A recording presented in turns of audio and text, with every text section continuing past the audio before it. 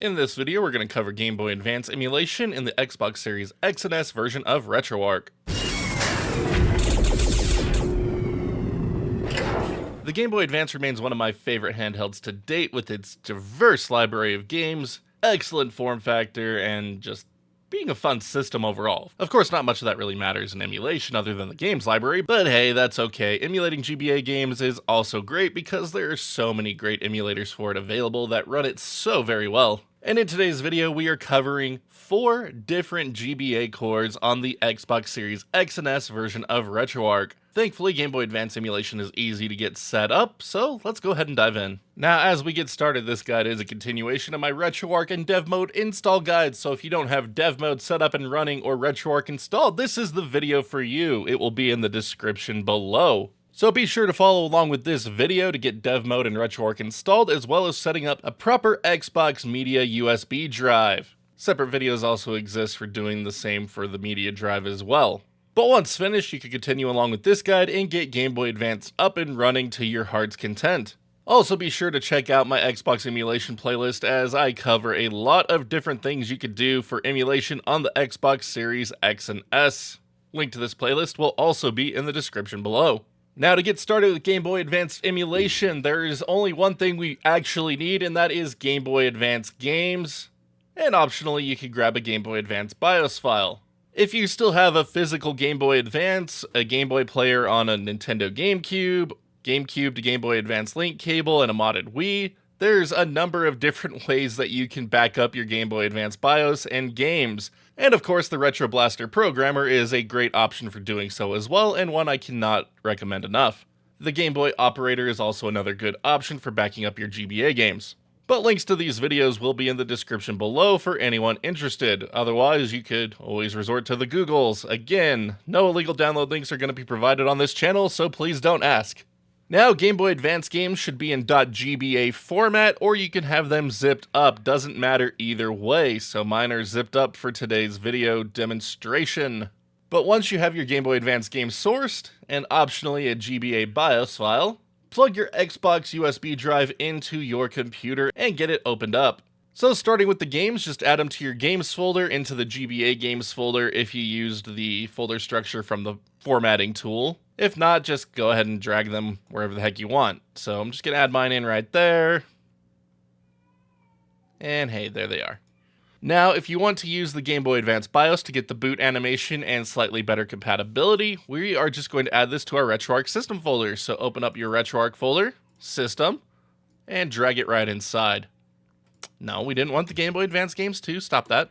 Alright, and once all of that is set, you can just go ahead and get everything closed down, take the USB drive out of your computer, get it hooked up to your Xbox, and load into Retroarch. Now, once inside Retroarch, we just need to download our Game Boy Advance cores. So heading down to the online updater, go to Core Downloader, press right on your D-pad to scroll down to Nintendo, until you find the Game Boy Advance section here. So there are 4 GBA cores. I'm going to cover all 4 today. But if you just want to use one, my recommendation would be MGBA. And then this is followed up by the VBA cores. And then the least desirable would be GPSP. But once you have your desired cores downloaded, just go ahead and back out to the main menu, and you are now ready to begin loading up GBA content. So the first option for doing so is to head up to Load Content, navigate down to your E drive, Games folder, find your Game Boy Advance games, select a game, could browse the archive, and then select a core, and it will run. Now, this method is very long-winded, so what I like to do instead is create a games playlist. And to do this, you could head down to Import Content, click on Scan Directory, navigate to your E drive, Games folder, find your GBA games, and tell it to scan this directory. And when finished, you should have a Game Boy Advance playlist on the left. If it doesn't show up, you'll probably have to do a manual scan. So go to Import Content, Manual Scan, Content Directory, navigate to your Game Boy Advance folder. Scan this directory. System name, head down to Nintendo by pressing right on your D-pad and find Game Boy Advance. Default core, we're going to leave this unspecified for now, but if you're just using one core, you could go ahead and select it here. Scan recursively, make sure this is turned on, so that way games inside subfolders will be scanned. and then turn Scan Inside Archives on, otherwise it will probably not be able to tell what the games are. And then from here, head down to Start Scan, and now you'll have a new Game Boy Advance playlist entry here on the left with all of your games inside. And now to play a game from your playlist, all you have to do is press A to select it, tell it to run, and then choose one of your available GBA cores. If you only have one, it'll auto-start. But we're going to go ahead and start with MGBA, as I feel it is the best Game Boy Advance core within Retroarch. So here we go, Game Boy Advance games up and running, and the Game Boy Advance boot BIOS played in that one, because I have the Game Boy Advance BIOS placed inside my system directory, otherwise it would just skip to the game starting up. But there we have it, Game Boy Advance games up and running on the Xbox Series X and S version of Retroarch through the MGBA core. Again, MGBA is a very accurate Game Boy Advance emulation core and just one of the best.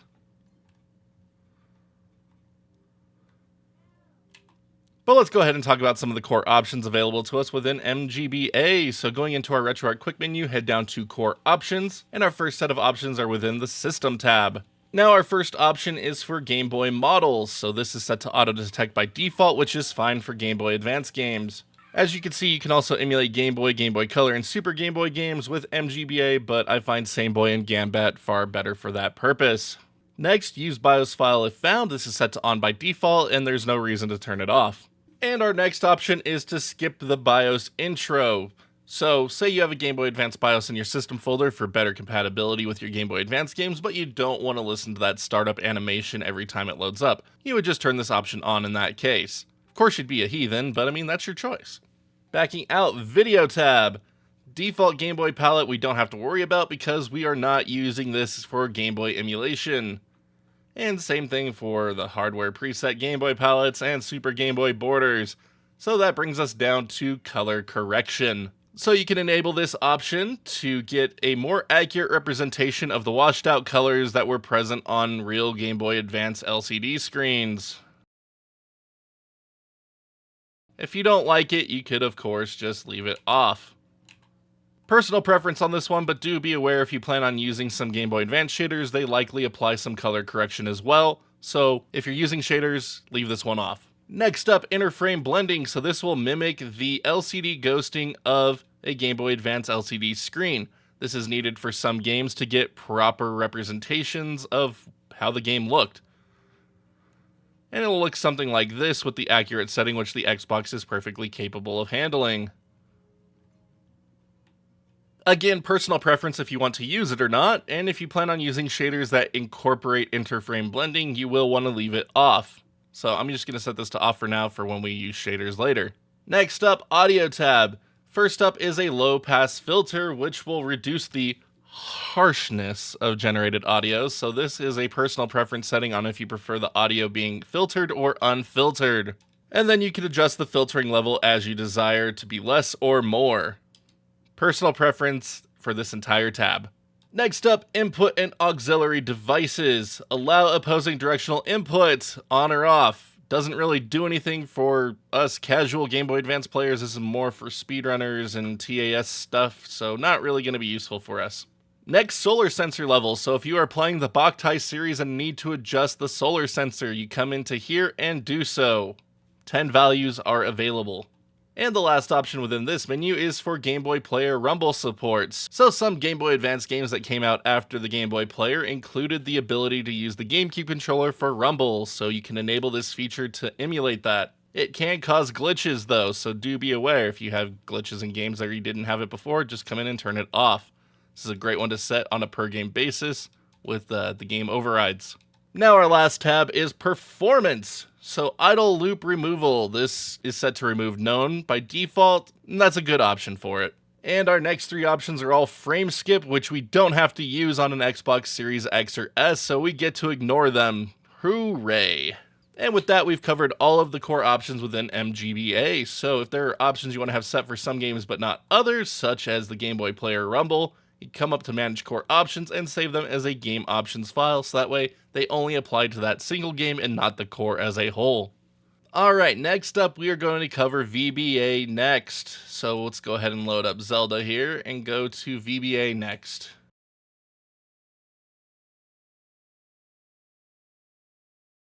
And again, the Game Boy Advance boot animation is playing because I put that BIOS file in my Retroarch system directory. Alright, so here we are within VBA next, playing Legend of Zelda: Link to the Past.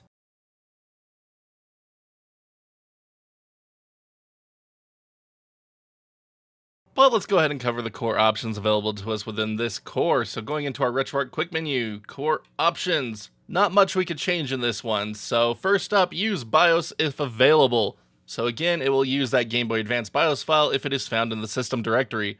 So personal preference if you have this one turned on or off. Again, the Game Boy Advance BIOS file is optional, but it does increase compatibility for a few games. Next, force enable real-time clock. So this is an option that is most useful for ROM hacks that involve games that use the real-time clock like Pokemon, so set to auto or on. Our next option is to enable turbo buttons, so you can turn it on or off, personal preference, and then you can set the delay in the option just below it. So with the option on, your buttons are now able to be turboed using X and Y. And with that, we've covered all of the core options within VBA next, so if there's options you want to have set for some games but not others, head up to Manage Core Options and save them as a Game Options file. Next, we are going to cover VBAM, so I'm going to load up Mario Kart Super Circuit here and tell it to load up VBAM. Alright, so here we are within VBAM playing Mario Kart Super Circuit. There was no Game Boy Advance boot animation on by default for this core, so we're probably going to have to change that within the core options if you have it within your system folder. But again, Game Boy Advance games running great on the Xbox Series X and S. But let's go ahead and cover the core options available to us within VBAM. So going into our Retroarch quick menu, core options. Our first set of options are in the System tab. So use official BIOS if available. This is set to off by default, so if you want to have that boot animation, you can turn it on. Next up, force enable real-time clock. So this is an option that will need to be used for certain Pokemon ROM hacks to get proper real-time clock emulation, so on or off as needed. Backing out, next up, video tab. LCD color filter, so this will apply a filter to the output image to make it more closely mimic the Game Boy Advance colors. So does a pretty good job of accurately representing what the Game Boy Advance LCD screen would look like. And interframe blending is our last option within the video tab, and again, this will mimic the motion blur found on Game Boy Advance LCD screens, and will look something like this when enabled. So again, does a pretty good job of accurately representing what playing a Game Boy Advance looked like on its tinier screen. So personal preference if you want to have either of these options enabled. If you plan on using shaders, I would recommend leaving them off because a number of the good Game Boy Advance shaders will apply these effects on their own. Backing out, audio tab. First up, sound interpolation. This is set to on by default, so this is filtering the sound that's coming out from your Game Boy Advance emulation. Personal preference if you want to have it on or off. And then you can adjust the filtering values in the next option. Personal preference, once again, try it with it on, try it with it off, and see what you think. Next up, input tab. Enable turbo buttons. This is set to on by default, so your X and Y buttons on your controller will be used for turbo buttons of A and B. The next option lets you set the delay, and our next option is to adjust solar sensor levels for the Boktai games. So come in here and adjust it as needed during gameplay. Next up, sensor dead zones. So this will allow you to adjust the dead zones of your controller's analog sticks for use in gyroscope games. Then you can set the sensitivity of the gyroscope and the sensitivity of the tilt. You could also swap the right and left analog to better suit your needs. I don't have any gyro games, so I can't exactly demo this right now, unfortunately. Backing out, advanced options is our last tab. And our first options are to enable or disable certain sound channels, so this will let you customize the sound output, so this can be good for documenting what different sound channels did in specific titles. You could also remove different background layers and sprite layers for your games, so if you're trying to map out games like Metroid and want to just have the backgrounds, this is a great option to mess with to remove different layers of backgrounds and remove the sprites, so you just get those clean background-only visuals. Not much use to the casual end user, but it can be fun to mess with. And with that, we've now covered all the core options within VBAM. So if there's options you want to have set for some games but not others, head up to Manage Core Options and save them as a game options file so they only apply to that one game and not the core as a whole. And the last core we are going to cover today is GPSP. So let's go ahead and do so. Loading up Metroid Zero Mission, GPSP. So here we are, GPSP up and running on the Xbox Series X and S version of Retroarch. GPSP was originally a Game Boy Advance emulator for the Sony PSP, so it is a very lightweight emulator focused more on speed than accuracy, so not really going to be your first option for emulating games on Xbox, but here it is. It still works, gets the job done for the most part, I guess. But anyway, let's go ahead and talk about the core options available within this one. So going in, our first option is to select our BIOS file, so we can use the built-in BIOS or an original BIOS if you have one inside your Retroarch system folder. Next up, boot mode, so you can skip the BIOS animation if you want. Next, we have a no sprite limit hack, which will make it so flickering graphics don't happen in some GBA titles. Our next three options are for frame skip. We don't have to worry about that on Xbox, so let's go down to color correction. So again, this will mimic the more washed out colors of the Game Boy Advance LCD screen. Personal preference if you like it or not. And our next option, interframe blending. This will mimic the blur found on Game Boy Advance LCD screens. Not as good as we see in other Game Boy Advance cores, but it still gets the job done well enough. So personal preference on if you want to have these two enabled. If you plan on using shaders, I would recommend leaving them off. Our next option is backup save methods. So this is set to GPSP by default. So it'll have your saves in a format that GPSP can recognize on various devices. If you want to just use libretro frontend's version, you could do that as well. Next up, dynamic recompiler, leave this one on. And finally, you could set a turbo button period for your X and Y turbo buttons. And with that, we've now covered all the core options within GPSP, so if there's options you want to have set for some games but not others, you can head up to Manage Core Options and save them as a game options file, so that way they only apply to that one game and not the core as a whole. Now, one thing I want to cover real quick is how to change the associated cores within your Retroarch playlist. So say you have multiple GBA cores and you want to change between them, you can head into a game and tell it to reset the core association that has been assigned to it, so that way when you load it up you can tell it to use a new core, and you can go ahead and do this with any games at any time. But one last thing I want to cover in this video before we call it is the use of shaders. There's a lot of good Game Boy Advance video shaders available within Retroarch, so if you head into the shaders tab and enable them, you can head down to load, shader slang, and if you head down to the handheld section here, there's a number we can apply. So the first one is in console borders, and we have a couple of different options to work with here for Game Boy Advance. We can emulate the original AGB 001 or the AGS 001, and these include color correction and motion blur. So the AGB 001 looks like this,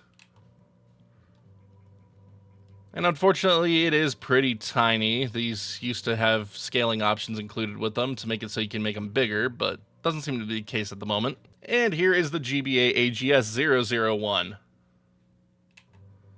So you can see that it's more mimicking the front light that was present on that model of Game Boy Advance SP. And then we have the GBA LCD grid. It looks pretty close to the AGB 001 version as well. And then we have the GBA border grid, which again mimics motion blur and color correction. Now, if these handheld borders are too small for you, we could also just do standalone grid line, color correction, and motion blur settings here to give us the proper look without being insanely tiny. So again, the results are going to be quite interesting because it is trying to mimic what the original looked like. So it's going to be a bit dark and washed out and very interesting to look at. So for me personally, I like to use this LCD Grid V2 GBA color and motion blur. It's not as dark as the AGB 001, and it doesn't have the washing out as the front light of the AGS 001 has. So this is my personal preference when I go to get a more accurate GBA representation.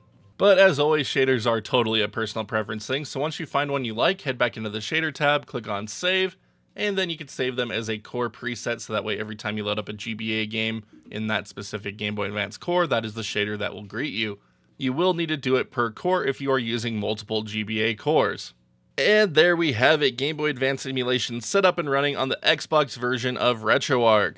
Game Boy Advance is a system that really offers so much in terms of gameplay variety, and I cannot state enough how great this system is. If you don't play Game Boy Advance that often, you really should give it a try. But thank you so much as always for watching today's video. I hope it helps you get your Game Boy Advance games up and running to your desires.